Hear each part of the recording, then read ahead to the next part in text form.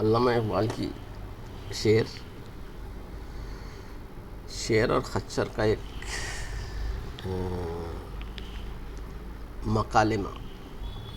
تو شعر کیا کہتا ہے؟ ساکنان دشت و صحرا میں ہے تو سب سے الگ. کون ہے تیرے آبا و اجداد؟ کس قبیلے سے ہے تو؟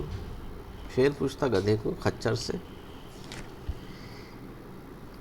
کہ تو یہ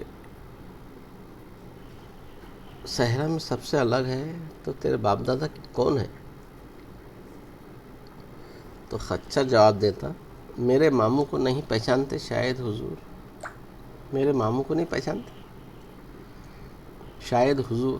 وہ صبا رفتار شاہی استبل کی آبرو. وہ شعر اور خچر کے اس مکالمے کا مطلب یہ ہے کہ جس کی ددیال ناقص یا ذلیل ہوتی ہے وہ اپنے آپ کو ننیال کی طرف منسوب کرتا ہے.